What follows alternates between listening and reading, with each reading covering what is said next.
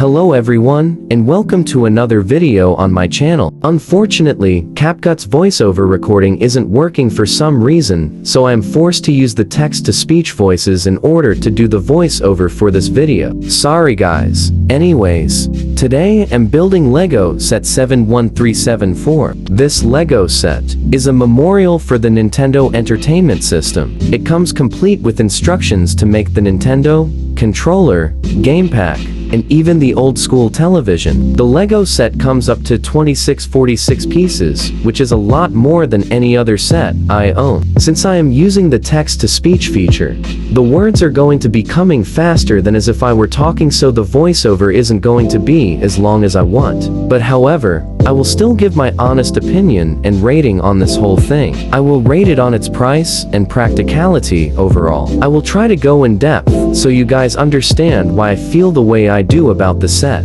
Anyways, let's get right into this. The first part is the Nintendo. The Nintendo is awesome with a bunch of little details that normal wouldn't be included in another Lego set. I enjoyed putting these little details, and making the actual game pack holder was a lot easier than I thought it would be, and is surprisingly effective. Also, the little 1-2 remake on the hidden compartment on the side was a very nice touch. I'm going to include the game pack bold with this, and I really liked making it. It even has this little opening on the bottom where you would usually blow in order to get the game to work.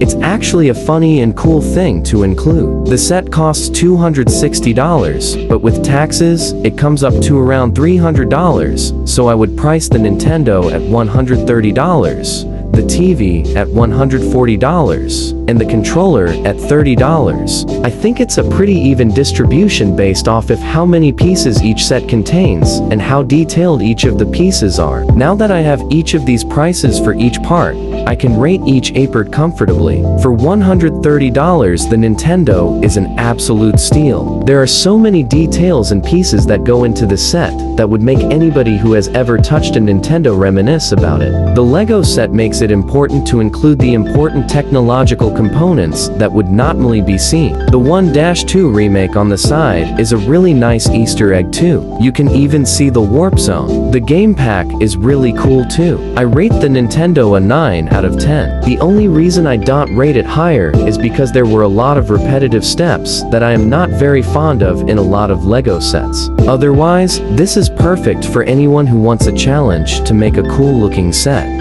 Alright, this is where I butt in. Anyways, for some reason the voiceover wasn't working earlier, but I just updated the app and it works perfectly fine now. But I already have the text-to-speech all written and recorded and already put in, so I'm just not going to throw it away and re-record everything. So you guys are going to have to deal with the text-to-speech voice for the rest of the video. Anyways, I'm just going to wait until I start building the controller so that you guys can see my rating for it, as well as the controller building, so that way it's simultaneous and nothing gets out of order. Anyways, I guess I'll see you guys when the controller comes on screen. Enjoy the music for now.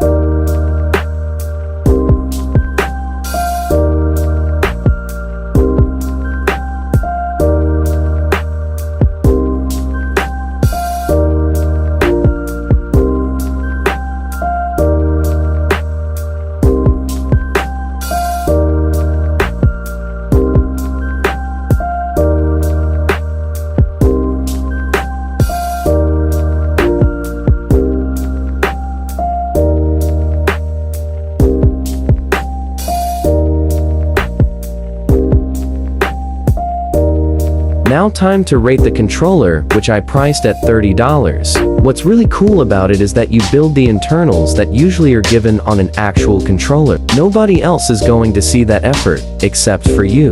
Only you will know the joy of having these awesome details. The controller does a good job of replicating the real one, very good. But if I have to rate it, I would give it a 6 out of 10. I rate it this because of 2 reasons. Firstly, the internals won't be seen to anybody, which kinda defeats the purpose. At least with the Nintendo, others can see that effort. Secondly, the buttons aren't even buttons. I've seen other sets with pushable buttons, but unfortunately, this controller doesn't have those kinds of buttons. It still looks cool and is overall nostalgic, but I wish it could have these changes implemented somehow. Hey, it's me again. Anyways, for some reason the text-to-speech kind of messed up right there. It said I rated it a 6 out of 10 when I actually wrote it was an 8 out of 10. I gave 2 reasons, that's 2 points off, and that's it. It's still a real cool set. Anyways, the TV's about to be built, so I guess here's my rating for it. As you can see, I'm not bolding the TV. I gave this part a price of $140 overall, and now, we'll rate based off of that price. The internals of the TV aren't as detailed as the Nintendo, but that's understandable, because you can't even see into it if you wanted to, which I am grateful for. The TV shell itself is awesome. I remember watching the TV on this huge box of a television, and this just took me back. The sticker on the back is also super descriptive, unlike other stickers for other LEGO sets. The input and output plugs are pretty cool too. They got every detail on the TV perfectly, from the buttons to the dials on the front. Alright, here I go again. Anyways, this yellow piece you see me currently putting on that I managed to freeze frame somehow absolutely sucks, and I'm gonna explain it more at the end, but right now, here I go, continuing with the rest of my review. Now to talk about the actual mechanism. The inside of the TV is filled with the parts to have the screen move when the crank is turned. It was very satisfying putting together the whole thing. Everything fit together unlike other LEGO Technic sets, and everything moves smoothly, with an exception that I'll get to later. I really like how the Mario actually moves up and downs with the blocks. I find everything about this part of the set to be really well done and thought out. Now for my rating. I rate this set a 5 out of 10. Now, you might be wondering why I rated it so low, and there are 5 main reasons for this. Firstly, the stand for the TV doesn't even connect to the TV. It's just loose, and more likely to be meant as optional rather than intentional. Secondly, the big Legos got in the way, and it made things a mess. It can't be seen in the fast build, but I did struggle a lot with this set. Thirdly, making the actual screen sucked. Placing tiles one by one might seem like fun for some, but to me, it felt like a chore, and it didn't really make me want to continue and finish the set. Fourthly, I know I said that the Technic works smoothly, but that's only if you hold the TV with one hand. I want to be able to just turn the crank and have the thing go, but I am forced to hold down the TV and turn the crank at the same time so that it can work. Lastly, the Mario doesn't work smoothly. There is this one part that if you're going too fast, it can get stuck. I almost broke the set because I just kept trying to get it to go when it was stuck. So be careful with high speeds. My overall rating for the set is an 8 out of 10. I love the set, but it could use some tweaks here and there. I would recommend this set to anyone. It's very worth it. This set took me 12 hours to make, obviously not all in one sitting. Stick around to the end for an extra comment on the set, and I hope you guys enjoyed the video so far. See you guys at the end of the video. Alright, yeah, just stick around to the end of the video. I'm gonna make a quick comment on that one piece that I mentioned earlier. Anyways, hope you guys enjoyed the music until then. Or you could just skip, I guess. I am gonna add chapters, so just skip if you really want to hear what I say about it.